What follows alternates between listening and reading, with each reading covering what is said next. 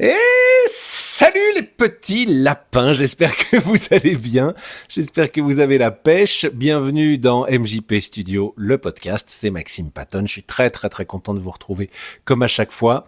J'avais envie de faire cette vidéo aujourd'hui pour répondre à la fameuse story Instagram que, si vous faites partie de mes abonnés, vous l'avez certainement vu passer. Une story que j'ai postée il y a quelques temps dans laquelle on me voit en train de me faire une prise de sang. Et donc je mettais un message en disant qu'est-ce qu'il fait le Maxou à se filmer pendant qu'il se fait faire des prises de sang. Et il y a effectivement pas mal de gens qui m'ont répondu en disant bah ouais, qu'est-ce que tu fais, ça va, tout va bien. Donc oui, déjà pour vous rassurer, tout va très bien. J'ai fait une petite expérience en fait que j'avais envie de vous expliquer dans cette vidéo, et voilà, parce que ceux qui me connaissent savent que je suis curieux, j'aime bien tester les choses par moi-même. Voilà, je vais vous expliquer tout ça.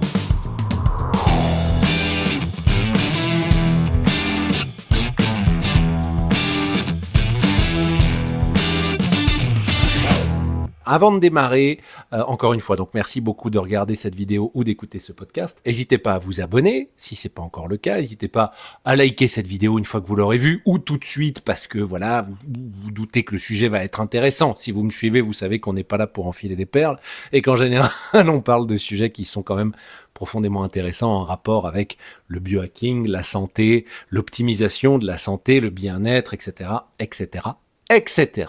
Alors, je vais pas traîner, je vais rentrer dans le vif du sujet tout de suite. Il y avait un sujet qui me taquinait un petit peu depuis quelques temps, c'est les hormones, et notamment les hormones masculines, la testostérone, puisque j'ai lu un document en gros qui expliquait que le taux de testostérone chez les hommes de notre génération actuellement est en chute libre. Vraiment, on est une génération d'hommes qui a de moins en moins de testostérone dans le corps.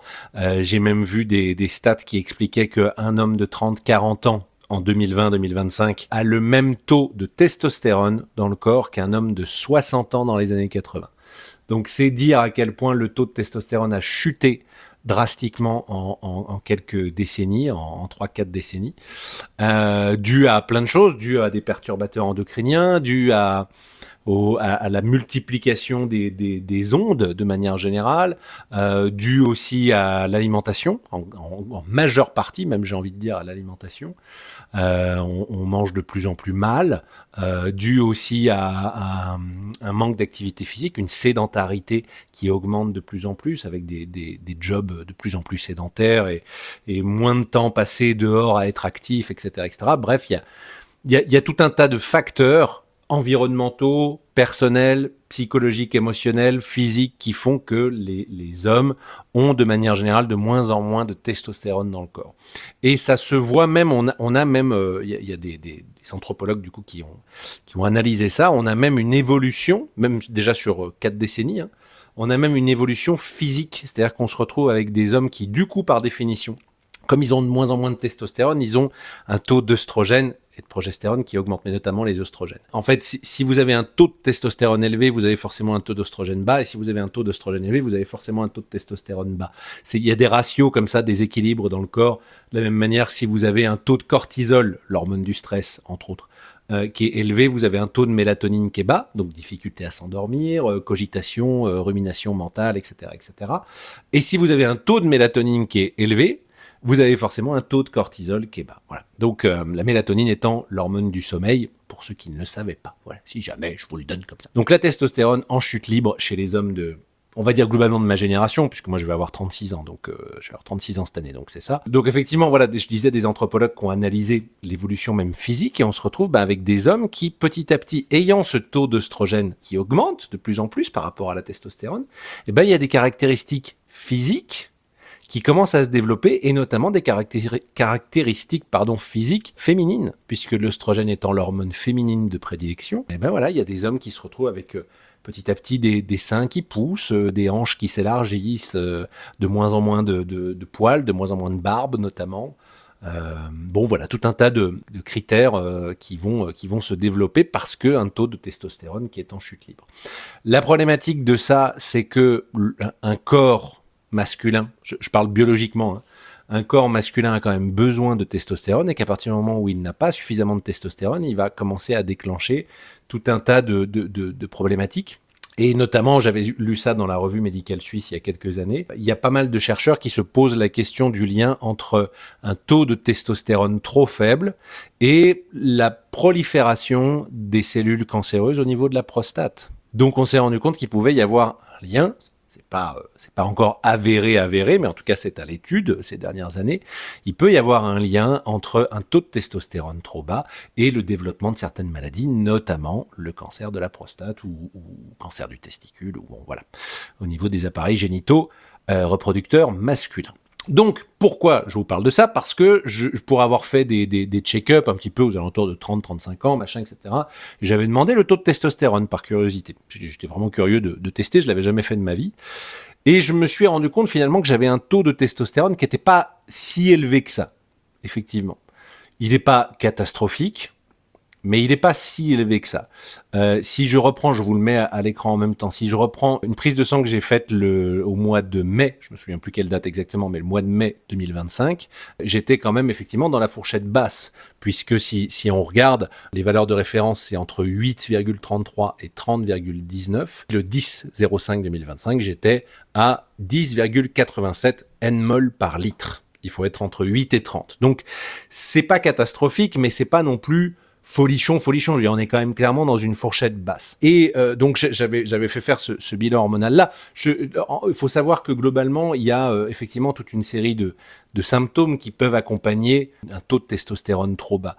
Irritabilité, humeur changeante, troubles de l'érection éventuelle, voilà, des sauts d'humeur, de la fatigue chronique, enfin, tout un tas de symptômes, en tout cas tout un tas de, comment on va appeler ça, ouais, de caractéristiques qui vont se manifester petit à petit. Parce que le taux de testostérone est trop bas et que, à un moment donné, il y a pas, je veux pas me faire des copains en disant ça, mais notre organisme, en tout cas le mien, est conçu pour être un organisme masculin, un organisme mâle, et donc il a besoin de cette hormone qui est la testostérone pour fonctionner correctement. Quand c'est plus le cas, il commence à déconner, quoi, tout simplement, tout bêtement simplement. Donc effectivement, voilà, le 10-05-2025, j'étais à 10,87 nmol. J'ai voulu tester une expérience, donc j'ai commencé à me renseigner, comment augmenter le taux de testostérone, etc., etc. Donc, en premier lieu, l'alimentation, le sommeil capital dans le maintien de la testostérone. Bon, voilà, différentes pratiques comme ça. Et puis, je suis tombé sur une expérience qui a été faite il y a un bon petit paquet d'années maintenant, par une femme qui s'appelle Amy Cuddy, et qui a fait un TEDx, justement, il y a plusieurs années de ça, il y a plus de 10 ans de ça, sur ce sujet-là, en expliquant que, en gros, c'est ce qu'on appelle de la neurophysiologie, c'est-à-dire qu'une posture peut créer une biochimie, dans le sens où, voilà, son postulat, c'est de dire, selon comment on est installé, selon quelle posture on prend, il peut y avoir une influence directe sur les hormones, la chimie que va sécréter notre corps, notre cerveau, etc., etc. Si j'ai une posture complètement renfermé comme ça sur moi-même, où je me protège, je baisse la tête, voilà, je tire la gueule, littéralement, voilà, je suis dans une posture un peu de protection, voire limite de soumission. Je vais pas déclencher les mêmes messages chimiques et les mêmes hormones que si je suis dans une posture d'ouverture, où je bombe le torse, où je relève la tête, où je souris, ou voilà. Ça c'est vraiment avéré, c'est-à-dire que les gens qui sont en dépression, on leur conseille déjà en termes de posture d'ouvrir la cage thoracique, de relever la tête, de sourire, entre guillemets, de se forcer à sourire. Parce que quelqu'un qui est en dépression profonde, il n'a pas envie de sourire profondément. Sauf que le fait de sourire, et notamment le fait d'engager les muscles qui sont autour des yeux, parce qu'il peut y avoir ça en langage non verbal, on l'apprend très très bien, on apprend à reconnaître un faux sourire d'un vrai sourire. Il peut y avoir juste un sourire avec la bouche, sauf que si les yeux ne sourient pas, c'est pas un vrai sourire. Un vrai sourire, c'est vraiment le sourire qui va engager la contraction des muscles autour des yeux, etc., entre autres. Mais donc, bref, tout ça pour expliquer que la posture, l'attitude peut réellement, par exemple, typiquement, on se force à sourire alors qu'on n'a pas envie, et on va finir par être heureux, on va finir par ressentir du bonheur parce que notre corps va sécréter tout un tas d'hormones et une chimie qui lui est propre et qui fait que petit à petit, il se dit « Attends, c'est chelou, on n'était pas heureux, sauf que là, on sourit, c'est qu'on doit être heureux en fait. » Et puis du coup, il se met à être heureux parce qu'il a sécrété ce qu'il fallait pour vous faire ressentir du bonheur, de la sérénité, de la joie, etc., etc. Et donc Amy Cuddy expliquait que certaines postures, qu'elle a appelées les power postures, permettaient de faire grimper le taux de testostérone et de faire chuter le taux de cortisol. Okay, parce que plus le taux de cortisol est élevé, plus ça fait chuter le taux de testostérone. Parce que la testostérone, naturellement, est associée à un état de confiance, d'assurance. Alors, certains diraient de domination. Du coup, c'est vrai que quand on a un taux de testostérone qui est très élevé, comme on a plus confiance en nous-mêmes et en nos capacités, on peut effectivement déclencher une certaine forme de domination. Alors, toute proportion gardée quand même. Mais voilà, on dit souvent la testostérone, c'est l'hormone qui fait que voilà, on va avoir envie de se cogner dessus, on va avoir envie de faire la bagarre. C'est vrai que ça peut, souvent les bagarreurs ont un taux de testostérone qui est plus élevé que la moyenne, mais globalement, ce qu'il faut retenir quand même, c'est que la testostérone est aussi associée à une sensation de confiance, de sérénité, une espèce de confiance calme, centrée, alignée, et que donc c'est aussi pour ça, et même pour les femmes, que c'est important d'avoir un taux de testostérone qui soit suffisamment correct. Et donc, Amy Cuddy a fait des expériences sur des cobayes, entre guillemets, qui étaient chargés pendant un certain nombre de minutes, 2, 3, 5 minutes, de prendre des postures en particulier.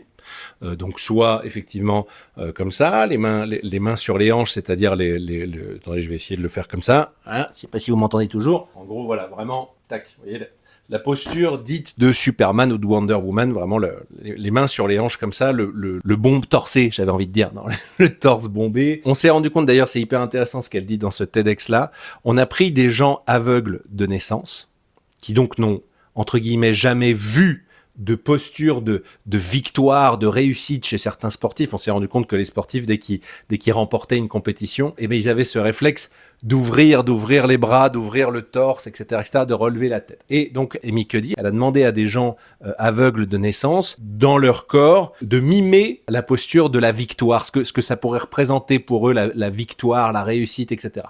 Instinctivement, même des gens qui n'avaient jamais vu des gens gagner une compétition, des sportifs ou quoi que ce soit, naturellement, qu'est-ce qu'ils faisaient ? Voilà, ils ouvraient les bras, ils ouvraient le torse, ils bombaient le torse, ils relevaient la tête, ils souriaient, etc., etc. Donc c'était hyper intéressant. Et donc elle expliquait que voilà, des simples postures comme ça pouvaient réellement avoir une influence nette sur notre biochimie, quoi. Et donc moi, ayant naturellement un taux de testostérone pas très élevé, je me suis dit, bah tiens, est-ce que, en plus de l'alimentation, en plus de l'activité physique, en plus de tout ça, est-ce que je pourrais augmenter mon taux de testostérone comme ça ? Et en fait, je vais essayer, je vais le mesurer concrètement parce que, encore une fois, je suis quelqu'un de curieux qui aime bien tester des trucs et qui aime bien surtout tester sur moi-même. Donc, eh ben, je vais le tester sur moi. Je vais essayer de prendre des power postures, donc notamment la posture de Superman ou de Wonder Woman, pendant un certain nombre de minutes. Donc, j'ai été au laboratoire d'analyse. Les nanas, elles m'ont regardé comme ça. On dit, ah bah, c'est hyper intéressant, mais personne ne nous a jamais demandé de faire ça. Et effectivement, donc, j'y suis allé. J'ai fait une première testostéronémie. Donc la première prise de sang, elle révélait un taux de testostérone à 10,53 nmol par litre. Ok. J'ai donc fait la power posture de Superman, de Wonder Woman pendant 5 minutes. Donc la personne qui me faisait la prise de sang m'a laissé seul pendant 5 minutes dans le petit cabinet. Elle est revenue au bout de 5 minutes. Et elle m'a refait une prise de sang tout de suite derrière. La deuxième prise de sang a révélé un taux de testostérone à 11,22 nmol par litre. Ce qui équivaut globalement à une augmentation de 6,6% de mon taux de testostérone. Alors, il y a des marges d'erreur dans certains labos. Chaque labo a un peu sa marge d'erreur qui lui est propre. Mais bon, il y a quand même une augmentation qui est pas insignifiante. Je veux dire, on n'est pas à 2 ou 3% d'augmentation. On est quand même à 6,6% d'augmentation de mon taux de testostérone, ce qui était déjà pas mal. Donc j'étais quand même relativement satisfait. Un petit peu déçu parce que je m'attendais honnêtement à plus, puisque dans les expériences que relate Amy Cuddy, qu'elle a pu faire, il y a des taux de testostérone qui augmentent à plus de 15 ou 20%. Donc j'étais, bon, voilà, un petit peu déçu, mais je me suis dit, c'est déjà pas mal, en vrai. Et puis après, je me suis dit, tiens, si j'essaye encore autre chose, et que j'essaye de le faire pendant une semaine, tous les jours, 5 minutes par jour. Et je vois si ça a une influence sur mon taux de testostérone. Okay, dernière prise de sang, deuxième prise de sang, 11,22 nmol par jour. Première prise de sang, 10,53 nmol par jour. Je fais la power posture, la posture de Superman, Wonder Woman. Je la fais tous les jours pendant une semaine, pendant 5 minutes. Je refais une prise de sang. Troisième prise de sang,